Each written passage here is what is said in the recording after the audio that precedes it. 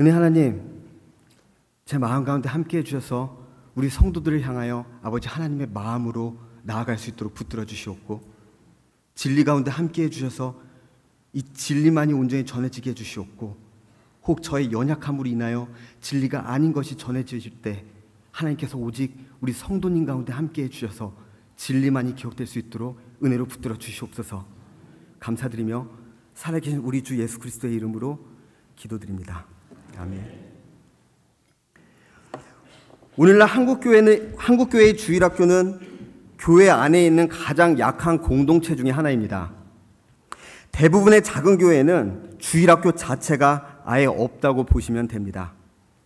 교회 인원이 적다고 할 수 없는 우리 교회도 이런 상황에서 피해갈 수 없었습니다. 아이들이 점점 줄어들고 있습니다. 물론 대한민국의 출산율이 점점 낮아져서 애초에 태어나는 아이가 적기 때문이기도 합니다. 하지만 문제는 안 그래도 적은 이런 아이들이 초등부, 중등부, 고등부, 청년부를 거치면서 대부분 교회를 떠나게 된다는 것입니다.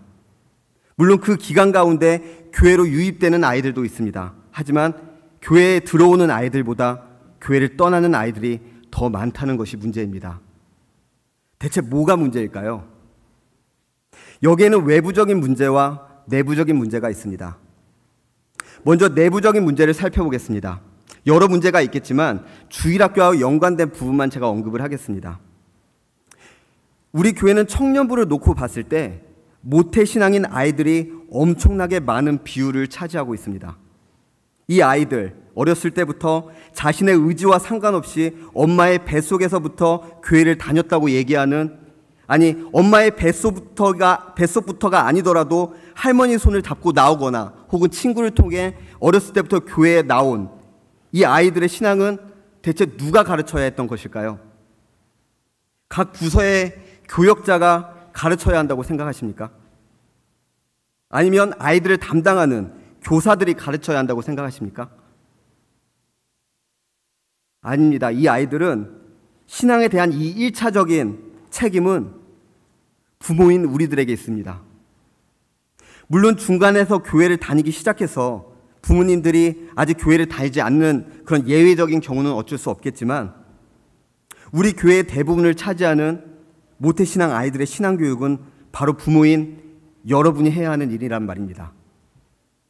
교회에서 아직 하나님에 대해서 인지하지도 못할 아기들에게 유아 세례를 베푸는 이유는 하나님을 주님으로 고백하며 섬기는 그 아기들의 부모가 그 아기들을 하나님의 자녀로 양육하겠다고 하나님 앞에서 서약했기 때문에 교회는 그 아기에게 세례를 주는 것입니다. 하나님께서 이 귀한 생명을 우리 가정에 보내주신 것이고 우리가 이 아이를 잠시 맡아 기르는 것입니다. 그러니 하나님을 대신해서 이 아이를 하나님의 백성으로 가르치고 양육하겠습니다. 우리는 유아 세례를 통해서 하나님께 이러한 고백을 한 것입니다. 신앙을 갖고 있는 부모는 유아 세례의 여부와 상관없이 자신의 아이를 책임지고 신앙을 가르쳐야 합니다. 근데 부모가 아이들에게 이렇게 신앙을 가르치지 않을 때 그때부터 이제 문제가 발생하게 되는 겁니다. 그냥 주일날 교회에 와서 각 부서에 아이들을 보내는 것이 신앙 교육의 전부라면 이제 문제는 심각해지는 것이죠. 한번 생각을 해보십시오. 주일학교는 일주일 중에 하루, 그것도 단 몇 시간, 한두 시간 뿐이고 이 아이들이 대부분의 시간을 보내는 것은 바로 집입니다. 이 아이들이 우리 부모님은 신앙생활을 어떻게 하고 있나 하며 여러분의 삶을 살펴보는 일은 없겠지만 이 아이들은 오랜 시간에 걸쳐서 자신들의 부모님의 삶을 보면서 신앙을 배우게 된다는 말입니다. 아이들의 부모님이 교회에서나 집에서나 한결같이 하나님 앞에서 경건하게 살아간다면 그 모습을 보고 자라는 아이들은 당연히 자기 부모님의 신앙을 보고 배우게 될 것입니다. 하지만 문제는 그렇지 않은 경우입니다. 그 부모님들이 교회에서는 어떤 모습으로 섬기고 있는지는 모르겠지만 집에만 오면 교회에서 보던 모습은 온데간데 사라지고 하나님을 믿지 않는 사람들과 별반 다를 것 없이 살고 있다면 그것을 보고 자라난 아이들의 중심에는 신앙 같은 것은 가식적인 것으로, 교회를 다닌 사람들은 다 가식적인 사람으로 인식하기 시작한다는 것입니다. 이렇게 일주일 내내 부모님의 그런 모습을 보고 지낸 아이들에게 주일 하루, 그것도 한두 시간 성경 공부를 한다고 해서 그 아이들 안에 신앙이 심겨질 수 있을까요? 이 아이들이 사춘기로 들어서서 자신의 생각과 판단을 왕성하게 하기 시작하면 문제는 더욱더 심각해집니다. 자신이 교회에서 듣고 배운 것이 있는데 자신의 부모는 그렇게 살지 않는다는 것을 알게 되는 겁니다. 그러면 그런 모습을 계속해서 보고 자란 사춘기 아이들에게 과연 어떤 신앙이 자라날까요?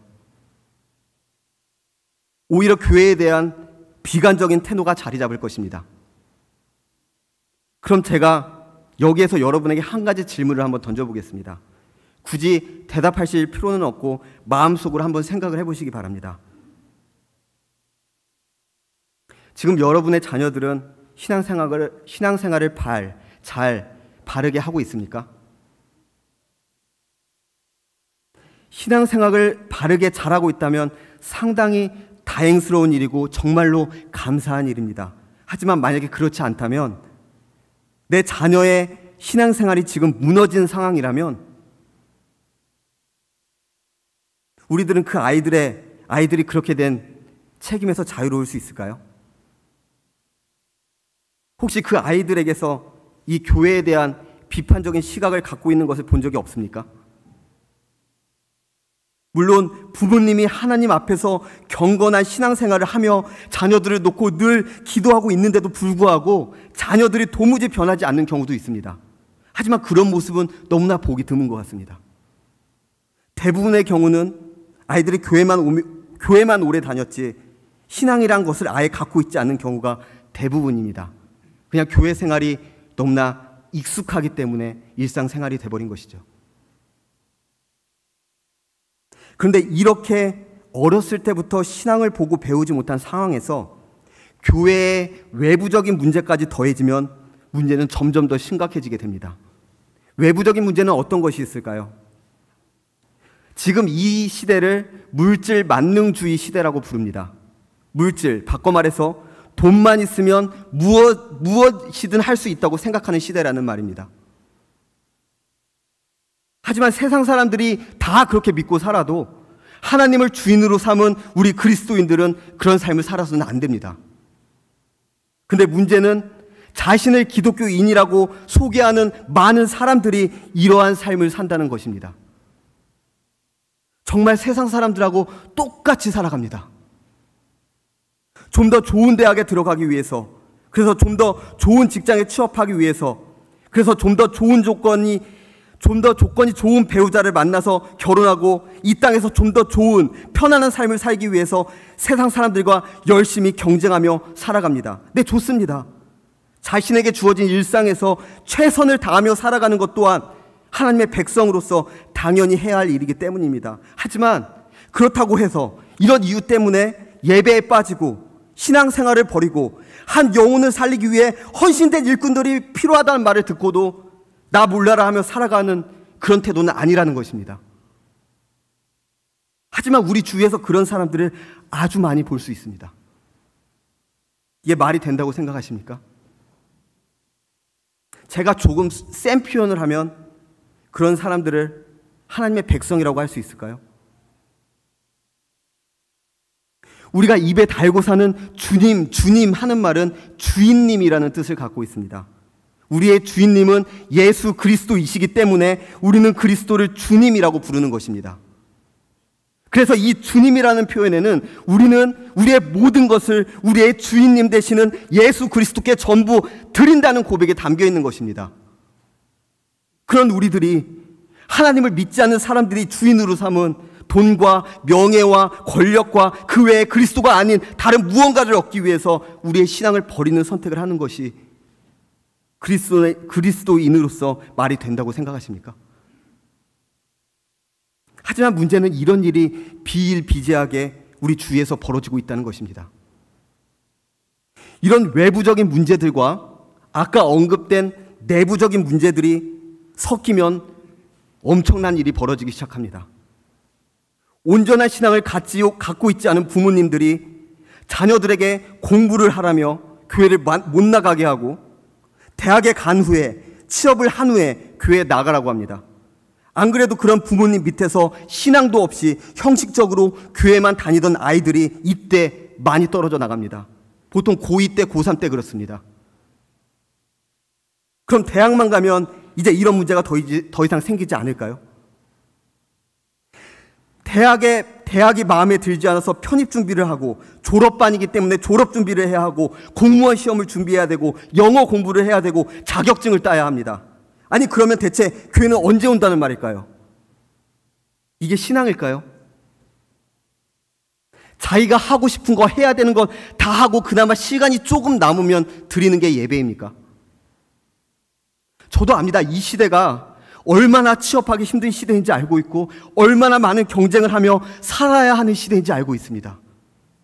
그런데 문제는 이런 경쟁은 죽을 때까지 계속된다는 것입니다. 더 좋은 직장, 더 페이를 많이 주는 직장, 더 안전된 직장, 앞으로 더 전망이 좋은 직장 등등, 취업을 했다고 끝나는 것이 아니라는 것입니다. 아이를 낳으면 이제 아이를 놓고 경쟁을 하기 시작합니다.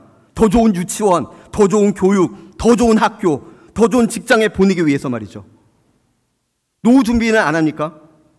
아이들이 다 장성하고 독립하면 남은 노년을 보내기 위한 준비를 또 해야 하지 않습니까? 아니, 어쩌면 그때는 이미 늦었다고 하는 사람도 있습니다. 이런 염려와 걱정을 사용해서 세상은 우리 교회를 계속해서 공격합니다. 계속해서 예배의 자리에 소홀하게 만들고, 하나님보다 당장 이 땅에서의 유익을 위한 선택을 하도록 우리를 유혹합니다. 세상은 옛날부터 이런 식으로 계속해서 우리를 공격해 왔습니다. 그런데 오늘 읽은 본문 말씀의 배경이 오늘날에 우리에게 벌어지는 이런 상황과 아주 비슷합니다. 그래서 본문이 배경이 되는 상황이 어땠는지 먼저 간단히 살펴보겠습니다. 맨 처음에 기독교는 유대인의 한 분파로 여겨졌습니다. 이 당시에 이스라엘과 그 주변 국가를 다스리고 있던 로마 제국은 로마 황제를 신으로 여기고, 각 국가의 주요한 도시마다 로마의 황제를 신으로 모시는 신전을 만듭니다. 우리가 성경을 보면 가이사라 빌립보라고 하는 지역이 있죠. 거기가 바로 황제의 신전이 건설되어 있었던 대표적인 도시라고 할 수 있습니다. 로마 황제는 자신의 지배하에 있는 국가에게 자신을 신으로 섬기라고 명령을 내렸습니다.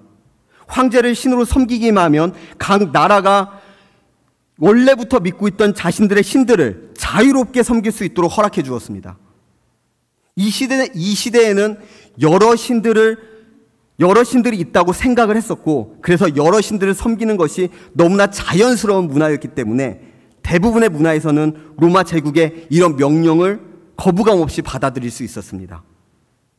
자신들이 믿는 신에다가 황제만 더 더하면 되는 것이기 때문입니다. 하지만 이스라엘은 달랐습니다. 이들은 자신들이 섬기는 여호와 외에는 다른 신을 섬기지 않았습니다. 이들에게 다른 신을 강요했다가 반란도 일으킨 사례도 있었고, 자신들의 목숨을 걸고 저항한 역사도 있었기 때문에 로마 제국은 이 제국의 안정을 위해서 특별히 이스라엘에서는 황제를 신으로 섬기지 않아도 된다고 배려를 합니다. 처음 교회가 생긴 기독교 초기에는 유대교나 기독교나 겉으로 보기에는 별로 차이가 나지 않았습니다. 이 당시만 하더라도 유대인들은 이 기독교인들을 바리새인과 사두개인처럼 자신들과 조금 다른 관점을 갖고 있는 유대교의 한 분파로 여겼습니다. 이러다 사도행전 7장에서 스데반의 설교를 시작으로 유대인의 탄압이 본격적으로 시작이 되는 것입니다. 자신들의 한 분파로 여겼던 기독교인들이 유대교의 입장에서 봤을 때에는 이단과 같은 사상을 갖고 있다는 사실이 스데반의 설교를 통해 드러났기 때문입니다. 이후로 이스라엘에서 기독교인들은 드러내놓고 신앙생활을 할 수가 없었습니다. 근데 문제는 이뿐이 아니었습니다. 시간이 조금 지나서 로마 정부에서도 기독교인들이 유대인과 다른 부류라는 것을 알게 됩니다. 기독교인들이 유대인과 다른 부류라면 굳이 로마의 황제를 신으로 모시지 않도록 배려할 필요가 없었던 것입니다. 그래서 기독교인들은 로마 정부로부터 황제를 신으로 모시라는 강압적인 명령을 받기 시작합니다. 근데 여기서 문제가 또 발생이 됩니다.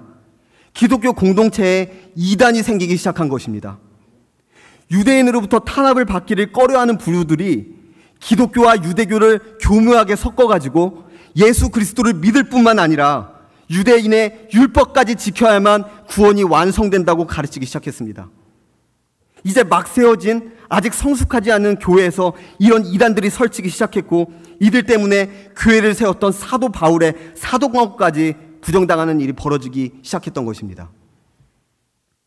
이렇게 이 당시의 기독교는 외부적으로는 같은 민족인 유대인에게 배척과 탄압을 받고 있었고, 자신들이 살고 있는 지역을 다스리는 로마 정부로부터도 황제를 신으로 섬기지 않는다며 탄압을 받고 있는 상황이었고, 내부적으로는 이단 때문에 교회가 분란을 겪고 있었습니다. 이렇게 어려운 상황이 계속되니까 함께 복음을 전하던 동료들이 하나둘씩 교회를 떠나기 시작합니다. 사도 바울이 로마 정부에 붙들려서 감옥에 gat히고 곧 죽을 상황에 처하자 아시아 지역에 있던 대부분의 사람들은 사도 바울을 외면하기 시작합니다. 오늘 우리가 읽은 디모데 후서는 바로 이런 상황에서 기록된 편지입니다. 이런 상황에서 사도 바울은 자신의 영적 아들이자 교회의 지도자로 세워졌던 디모데에게 이 마지막이 될지 모르는 편지를 쓰고 있는 것입니다. 우리는 오늘 본문을 통해서 사도 바울이 유서처럼 기록한 이 마지막 편지에 남긴 선포자, 사도, 교사로서의 삶의 태도가 어떠해야 하는지를 배워서 이 선포자, 세상에 복음을 전하는 자로서, 그리고 교사, 이 교회에서 성경을 가르치는 자로서 세움을 받은 우리가 어떠해야 하는지에 대해서 배워보도록 하겠습니다. 먼저 7절을 보면 다음과 같은 말씀이 나옵니다. 하나님이 우리에게 주신 것은 두려워하는 마음이 아니요 오직 능력과 사랑과 절제하는 마음이니. 여기서 마음이라고 되어 있는 부분을 보면 옆에 표시가 있고 성경 맨 밑에 구석을 살펴보면 그에 대한 설명이 있습니다. 아마 헬 그리고 영이라고 적혀 있을 것입니다. 이 마음이라고 번역한 단어가 헬라어 원문으로 봤을 때 영으로도 번역할 수 있다는 의미입니다. 다시 말해 우리가 마음이라고 번역한 단어는 영으로도 번역할 수 있다는 말입니다. 또한 계속 이어지는 문맥을 살펴보면 성령님을 계속 언급하는 것으로 봤을 때 영으로 번역하는 것이 좀 더 자연스럽습니다. 그래서 7절부터 쭉 해석을 다시 하면 이렇습니다. 하나님께서 우리에게 주신 것은 두려워하는 영이 아니요 오직 능력을 발휘하고 사랑하게 하고 절제하게 하는 영이시니 너는 그리스도를 증언하는 복음과 그리스도 때문에 갇히게 된 나를 부끄러워하지 말고 하나님의 능력, 다시 말해 하나님께서 우리에게 주신 성령의 능력을 힘입어서 두려워하지 말고 나와 함께 고난을 받으라. 디모데의 입장에서는 너무나 두려운 상황이었을 것입니다. 외부적으로는 유대인들이 율법을 지키지 않는다고 탄압을 하고 있고, 이 당시 이 세상을 지배하던 로마 정부에서는 황제를 신으로 모시라고 협박하고 있었습니다. 더군다나 자신의 스승인 사도 바울은 잡혀서 곧 죽을 위기에 처해버린 것입니다. 이런 상황에서 똘똘 뭉쳐도 이 난간을 이겨낼까 말까 막막한 상황에서 교회 안에서는 다른 복음을 전하는 이단의 무리가 생겨나고, 그 때문에 공동체에 분란이 생기기 시작한 것입니다. 이렇게 어려운 상황에서 예전에 함께 사역했던 동료들은 하나둘씩 신앙을 버리기 시작했고, 사도 바울이 로마 정부에 잡히기까지 하자 대놓고 외면하는 사람들도 많아졌습니다. 사도 바울의 제자로서 차기 영적 지도자로 세워진 디모데로서는 현실적으로 언제 잡혀서 죽을지도 모르는 이런 두려운 상황에 자신이 그동안 목숨을 걸고 전했던 복음이 이단 때문에 변질되고 있는 상황 때문에 힘들어하고 있었습니다. 이런 디모데에게 사도 바울은 복음과 그 복음을 전하다 갇히게 된 자신을 부끄러워하지 말고 내 안에 계신 성령 하나님은 두려워하는 영이 아닌 능력과 사랑과 절제를 하게 해주시는 분이시니 그 성령 하나님을 힘입어서 자신과 함께 고난에 동참하라고 하고 있는 것입니다. 9절과 11절 말씀입니다. 하나님이 우리를 구원하사 거룩하신 소명으로 부르심은 우리의 행위대로 하심이 아니요 오직 자기의 뜻과 영원 전부터 그리스도 예수 안에서 우리에게 주신 은혜대로 하심이라. 이제 우리 구주 그리스도 예수의 나타나심으로 말미암아 나타났으니 그는 사망을 패하시고 복음으로써 생명과 썩지 아니할 것을 드러내신지라. 내가 이 복음을 위하여 선포자와 사도와 교사로 세우심을 입었노라. 사도 바울은 디모데에게 자신들에게 주어진 의무가 어떻게 주어진 것인지에 대해서 설명을 하기 시작합니다. 하나님께서 우리를 구원하신 후에 거룩한 소명을 주셨는데 그런 구원과 소명은 우리들이 어떤 행동을 했기 때문에 주어진 것이 아니라 하나님께서 영원 전부터 세우신 은혜로운 계획이었기 때문에 우리에게 주어진 것이다. 예수 그리스도께서 이 땅에 오셔서 그분의 계획과 은혜, 다시 말해 죽음을 없애시고 복음으로 영원한 생명을 주신다는 사실이 이미 드러나지 않았냐. 그리고 우리가 바로 이런 사실을 전하기 위해 선포자와 사도와 교사로 세워진 것이 아니냐. 사도 바울은 자신에게 주어진 임무는 복음의 내용을 전하는 전도자와 사도와 교사의 역할을 하는 것이고, 그리고 그것이 하나님의 계획이셨다고 설명하고 있습니다. 12절에서 14절 말씀입니다. 이로 말미암아 내가 또 이 고난을 받되 부끄러워하지 아니함은 내가 믿는 자를 내가 알고 또한 내가 의탁한 것을 그날까지 그가 능히 지키실 줄을 확신함이라. 너는 그리스도 예수 안에 있는 믿음과 사랑으로서 내게 들은 바 바른 말을 본받아 지키고 우리 안에 거하시는 성령으로 말미암아 우리 안에 거하시는 성령으로 말미암아 내게 부탁한 아름다운 것을 지키라.